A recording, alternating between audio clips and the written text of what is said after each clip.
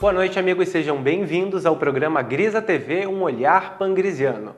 Estamos aqui hoje nos estúdios da TV Floripa para toda Florianópolis pelo canal 4 da NET, e você que não está em Floripa também pode nos acompanhar através da internet. Acesse www.sistemagrisa.com.br. Boa noite, Dr. Pedro. Boa noite, satisfação em estarmos aqui mais uma vez conversando com os nossos participantes. Ok, o tema desse mês é muito interessante, sempre desperta muito interesse dos nossos telespectadores. Estamos falando sobre como programar o subconsciente. Já comparamos ele a um terreno invisível que precisa ser cultivado, já comparamos ele a uma besta interior que precisa ser domesticada, e agora nós vamos compará-lo a um robô invisível. É isso, Dr. Pedro? Perfeito. Então, veja, digo, por que o subconsciente pode ser... Eu costumo até dizer que quando descobri que o subconsciente, o cérebro humano, pode ser comparado a um robô, eu percebi antes que o subconsciente pode ser comparado a um computador. Ora, se eu posso compará-lo a um computador, como eu posso qualificar as informações que estão num computador, numa placa-mãe, como se dizia, não sei se ainda se fala assim hoje. Sim, ainda existe placa-mãe. Ainda existe placa-mãe. Então, a gente podia qualificar as informações presentes na placa-mãe, primeiro fornecendo novas e múltiplas informações, que podem permitir que o computador possa fazer mais coisas, mais cálculos, mais ajudar o ser humano. Hoje, eu digo que eu uso o meu computador para escrever, ele até fala comigo, eu digo, porque eu uso um programa que tudo que eu escrevo, o meu computador repete, então eu sei o que estou escrevendo porque ele fala para mim, eu digo, então isso me facilita imensamente. Hoje eu sou capaz de pensar escrevendo no computador. Como a gente sabe escrever de fato, quando você não precisa pensar para depois escrever um pensamento. Você pensa enquanto escreve. Pensa enquanto datilografa alguma coisa. No tempo da datilografia, que agora praticamente está superada. Mas agora também você tem que aprender a pensar enquanto digita, enquanto fornece informações para o seu computador. Digo, mas quando nós vamos constatar mais que o nosso cérebro, que o nosso subconsciente, não pode apenas ser comparado a um computador, que aparece na tela o que você programou, o que você busca, o cálculo que você quer que ele faz, mas que ele move as coisas à sua volta. Ele é um computador robotizado, ele executa aquilo para o qual ele foi programado. Disse, puxa, então eu posso programar meu subconsciente, eu disse, mais facilmente ainda do que eu pensava, para que ele guarde as informações e os caminhos que eu posso percorrer para ter saúde, ser feliz, ser rico. Então, nessa época que eu estava pensando sobre isso, eu já falei isso aqui em programas anteriores, mas sempre é bom repetir. Um rapaz veio e falou comigo. Ele disse, professor, o senhor disse que o que a gente programa no nosso subconsciente, ele é um computador obediente e ele executa tudo. Veja se eu estou programando bem o meu subconsciente. Eu estou repetindo assim, para ele registrar. Rico, sadio, sábio e feliz. Disse. É muito interessante. Pois eu estava meditando isso na última viagem que eu fiz daqui do Rio Grande para casa, no ônibus, que eu queria encontrar palavras que resumissem a essência da vida humana. E você me traz pronto. Por quê? Rico se refere aos bens materiais que ninguém vem dizer para mim é que não precisa de dinheiro, né? Ou não precisa dos bens materiais. Segundo, rico, sadio, saúde. Saúde faz parte da nossa vida. Sem saúde, como é que eu vou viver? Então, saúde tem tudo a ver com a nossa vida.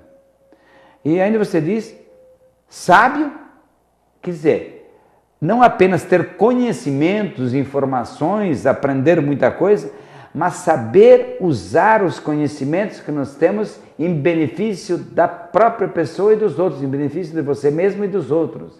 Isso é sabedoria. É o saber, é o conhecimento, é a ciência que nos permite construir uma vida melhor e sermos mais felizes também nesse sentido. E a sabedoria é que prepara a felicidade. Para a pessoa, nenhum cabeça dura, eu digo, vai poder ser muito feliz. Nenhuma besta desembestada vai ser feliz. Então nós precisamos sim ter sabedoria. Então você me traz essas 4 coisas, só que você não diz quem é que vai ser rico, sadio, sábio e feliz. Quem é esse dito cujo? Eu, professor. Então tem que falar que é você. Então que tem que dizer assim, eu sou rico, sadio, sábio e feliz. Se quiser pode fazer uma marchinha e sair caminhando na rua. Rico, eu sou rico, sadio, sábio e feliz. Ou nós somos ricos, sadios, sábios. O subconsciente vai registrar isso como um computador e vai produzir o resultado como um robô obediente que executa e faz tudo aquilo que você determinar para ele fazer. Ok, você falou então sobre a questão do subconsciente ser automático e mecânico, né? Ele executa tudo que a gente fala sem questionar. Isso. Por isso a importância de a gente estar sempre mandando aquelas mensagens positivas que a gente falou há 2 semanas atrás, para estar cultivando o terreno mental. Isso, exatamente. Contudo, o senhor fala para a gente observar também que o subconsciente é obediente e indiferente, né? E entra bem dentro dessa questão que a gente falou. Isso. Então veja, porque o subconsciente é obediente e indiferente. Como lá no terreno, ele faz crescer a semente que cai no terreno. Não é pergunta se você quer que cresça essa planta ou a outra. Assim também, a besta que foi treinada para puxar a carroça, não vai perguntar se você quer que ela puxe o arado. Então, cada um executa automático. Mas também aqui, como robô, o que você programar nele, ele vai executar. Se você vive dizendo, eu sou um cara atrapalhado mesmo, o que vai acontecer? Ele registra tudo isso, com detalhes mais pormenorizados que você poderia imaginar. E vai produzir o resultado correspondente, porque ele é obediente e indiferente. Ele não pergunta se é certo ou se é errado, se é bom ou se é ruim, se ajuda ou se prejudica, se constrói ou se destrói aquilo que você está programando dentro dele, aquilo que você está implantando nos programas dele, ou os programas que você está implantando no seu computador, ele executa de acordo com como ele foi programado, organizado e abastecido de informações. Então nós temos que ter essa consciência para que a gente possa realmente ter mais uma forma clara de conduzir de forma adequada o nosso subconsciente, que ele também, como robô invisível, ele é obediente e indiferente, mas ele executa tudo o que acontece na sua vida. Podemos dizer que o ser humano, cada vez mais que se estuda, quanto mais se estuda a mente humana, mais a gente percebe que o ser humano é de fato filho de Deus, herdeiro do universo, e pode conquistar o universo com todas as suas maravilhas e com todas as coisas boas que existem, desde o fundo da terra até o alto dos céus, desde o dentro do coração até o alto da cabeça, desde o dedo do pé até o fio de cabelo. Passando por tudo que nós temos de interioridade humana, de espiritualidade humana, de mente humana e tudo mais. Ele pode nos ajudar a qualificar a nossa vida em todos esses aspectos. Então, como robô obediente, que ele obedece ao que se manda fazer. E tem Maxwell Maltz, que ele diz que o nosso subconsciente sempre deveria ser um servo-mecanismo. Isto é uma máquina a serviço do consciente, do ser humano enquanto gente. Só que nós temos muitas pessoas, às vezes, que parecem que elas se deixam dominar pelo seu robô interior. E eu me lembro agora de um exemplo que até eu acho que já dei em outro programa anterior, quando eu falava da infância, que Eu dou o exemplo da Mariazinha, que a mãe já explicou para ela como funciona ela como pessoa, que dentro dela tem um robozinho e que ela tem que aprender a comandar o robozinho, não deixar que o robozinho a comande. Então, a Mariazinha estava lá emburrada. Tem mães que quando vê os filhos emburrados em casa, bravo, nervoso, a mãe fica mais brava ainda e fica mais nervosa ainda e até desce o laço ou diz, se você não está contente aqui, vai embora. Mas uma senhora veio e me disse que a filha dela estava em casa emburrada quando ela chegou. E ela disse, por que, Mariazinha, o que o robozinho está fazendo contigo? Não deixa o robô mandar em você, hein? E ela entrou dentro de casa e não deu bola para a filha, como se não tivesse dado bola. Mas alertou, não deixe o robô mandar em você. E o que aconteceu? Daqui a pouco a menina correu atrás da mãe e disse, mãe, o que a senhora queria mesmo? Por quê? Porque a mãe não xingou a filha. A mãe não disse que ela estava agindo de uma forma estúpida e nem tendo uma atitude atrapalhada. A mãe apenas alertou que a menina poderia comandar o seu robô interior. Então, aprender a comandar seu robô é aprender a ser mais gente. Ok, doutor Pedro.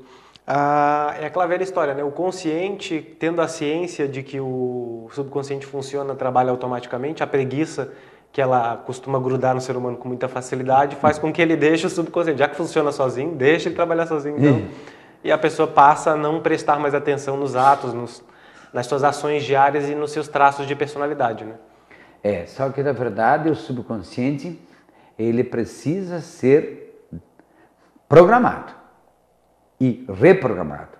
Então veja, quando eu descobri que o subconsciente funciona como um robô, eu disse, poxa, mas então se a pessoa tem um medo, eu posso mudar as programações de medo na pessoa. E aí eu disse, dá para fazer experiência. E acho que com a hipnose dá para fazer mais facilmente experiência disso. E aí eu comecei a perceber que podia eliminar medos das pessoas, inseguranças e tudo mais. Daqui a pouco eu estava eliminando fobias, seguindo o mesmo esquema, ajudando a descobrir como o subconsciente tinha sido programado e verificar como ele poderia ser reprogramado. Digo, hoje nós, na Parapsicologia do Sistema Grisa, temos uma forma bem simples que eu acentuo muito nesse meu novo livro, que fala assim, que nós temos que aprender a identificar os fantasmas que foram criados na nossa mente e programados no nosso subconsciente, para que, eliminando as programações atrapalhadas ou mudando as programações, possamos afastar o fantasma e perceber a verdade que se escondia atrás dele. Então eu digo, por exemplo, eu tirei fobia de uma menina, posso dizer que ela sofria de uma fobia do pai. Uma senhora já, mas ela tinha assumido isso quando era nova. Ela tinha raiva do pai. Eu digo, mas isso é um fantasma. Isso é fruto da programação do seu robô. Como é que podemos mudar essa programação? Daí eu disse e ela pode mudar porque ela tem consciente, compreendendo o que aconteceu e percebendo de fato como aconteceu. E não apenas ficando olhando o pai como fantasma, porque um dia, de repente, subiu uma atitude mais enérgica, ou deu uma xingada, uma chamada de atenção, ou porque até deu um chinelado na bunda. Digo, porque se hoje se diz que até a palmada, tem a lei da palmada, digo, para mim é uma das leis mais estúpidas que inventaram. Especialmente se não for bem explicada. Por quê? Dar uma palmada no filho, eu digo, eu nunca apanhei da minha mãe, apanhei com raiva, mas sempre ela me bateu com amor. Porque ela queria me ensinar o certo. E queria fazer o Pedrinho ser uma criança educada, um menino querido, um moço querido. para depois ser um homem feliz.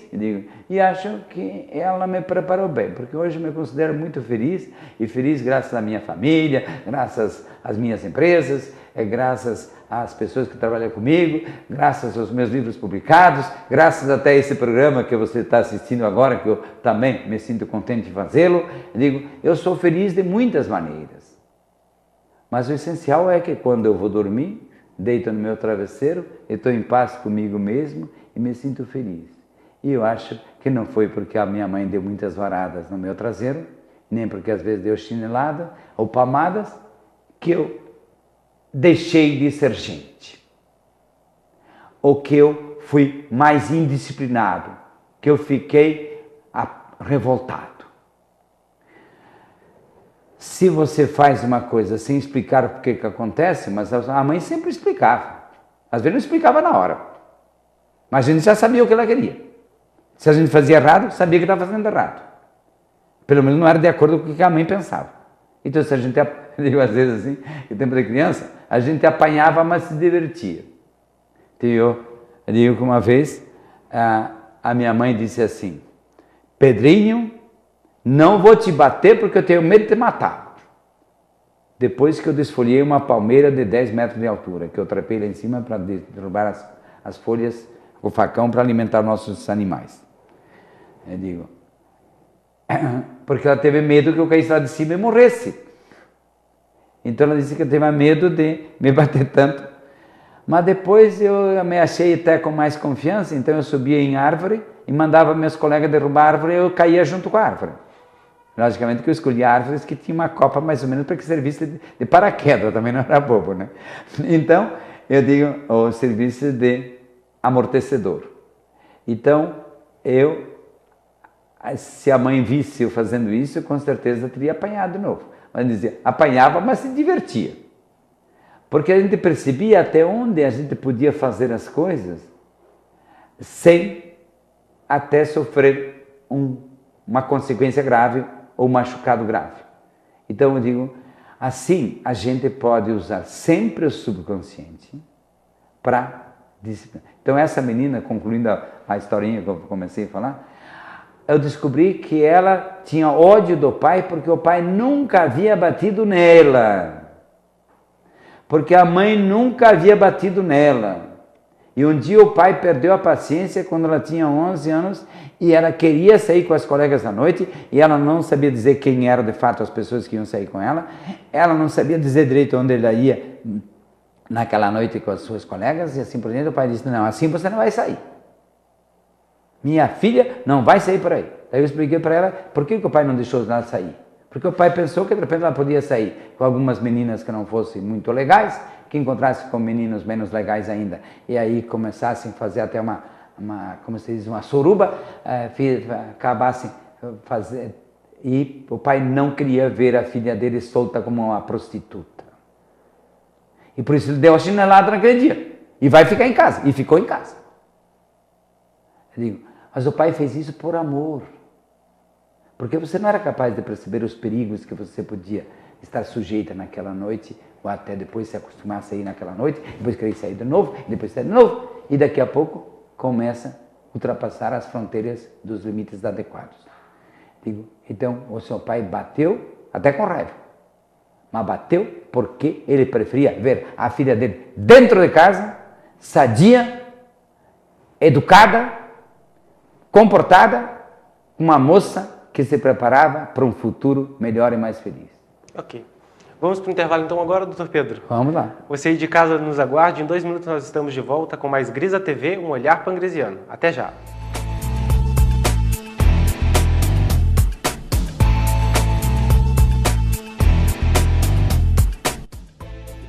A Lipap, Livraria de Parapsicologia e Desenvolvimento Humano, apresenta a vocês os CDs de programação e reprogramação mental, através de técnicas desenvolvidas pelo Instituto de Parapsicologia e Potencial Psíquico, o IPAP.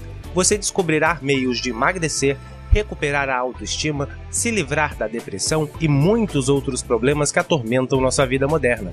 Acesse agora mesmo nossa loja virtual www.lipap.com.br e descubra um produto perfeito para melhorar a sua vida. O IPAP, Instituto de Parapsicologia e Potencial Psíquico, convida vocês a conhecerem os cursos de formação do parapsicólogo clínico e terapeuta do Sistema Grisa, CAOP e CEOP. Nova turma em 2013. Aproveite e faça sua matrícula até o dia 1º de março de 2013. Ligue agora, código 48 3222 0844 ou acesse www.ipap.com.br. Dr. Pedro Antônio Grisa é pioneiro no ramo da parapsicologia clínica e científica. Autor de dezenas de livros, hoje ele é referência mundial no assunto. E através de suas obras você aprenderá mais sobre o funcionamento da mente humana e descobrirá meios de resolver os problemas que atormentam sua vida. Acesse agora a nossa loja virtual e conheça nossos produtos. Você também pode esclarecer suas dúvidas através do telefone. Ligue 3222 1819 ou 3223 7355.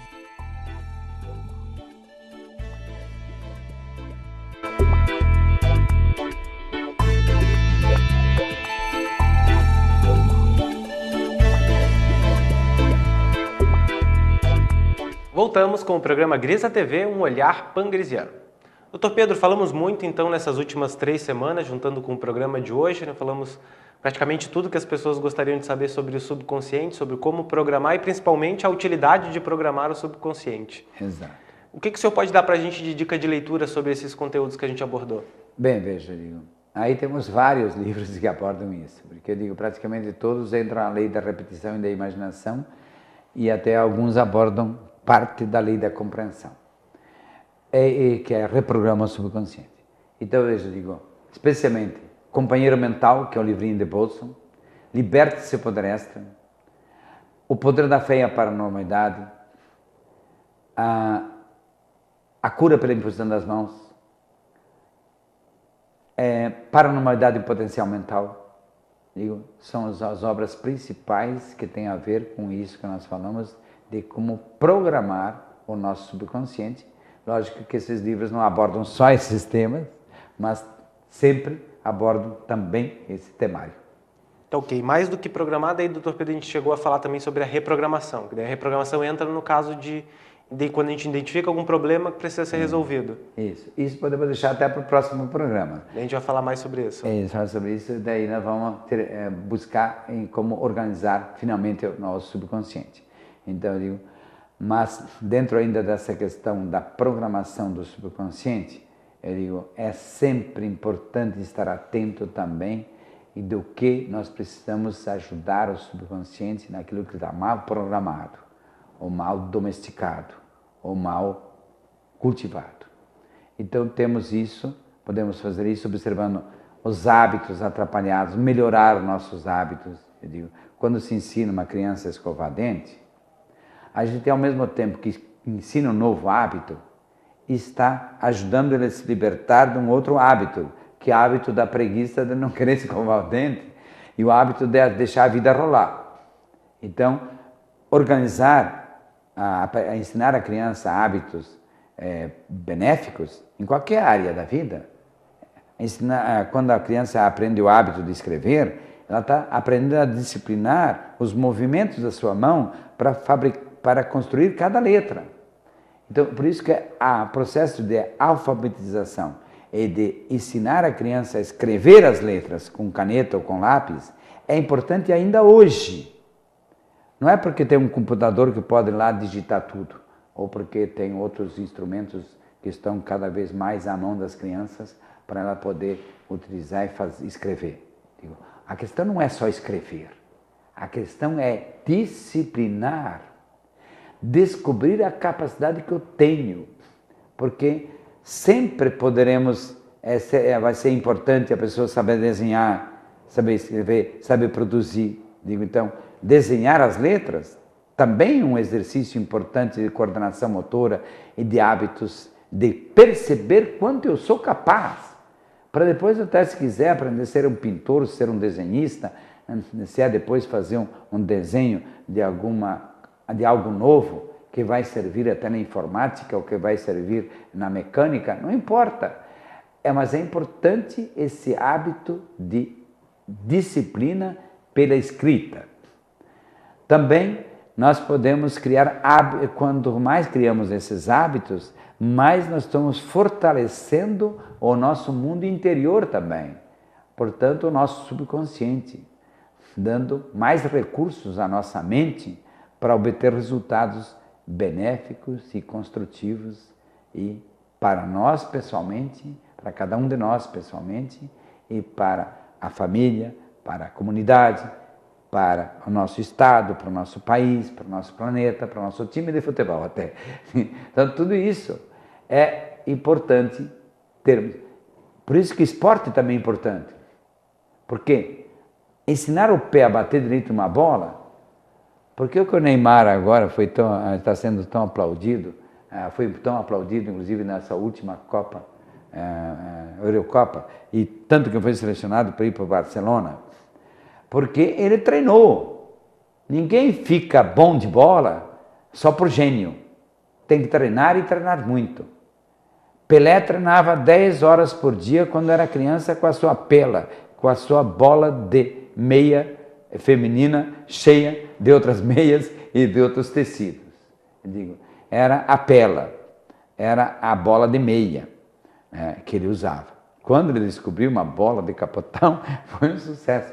Assim, então, nós todos podemos aprender a disciplinar o nosso mundo interior e, com isso, programar sempre melhor o nosso subconsciente para que ele produza resultados cada vez melhores e mais benéficos para todos nós, para que sejamos cada dia mais felizes e construindo um mundo melhor. E, Dr. Pedro, muito obrigado pelos seus ensinamentos de hoje e até a semana que vem, então. Valeu, estamos aqui para isso. Digo, e eu lembrando ainda a vocês, então, de que realmente isso tudo também vem explicado no meu novo livro, com palavras novas, com coisas novas, diferentes. Digo, Hipnose Humano-Pangrisiana, para profissionais e para as pessoas que quiserem se ajudar.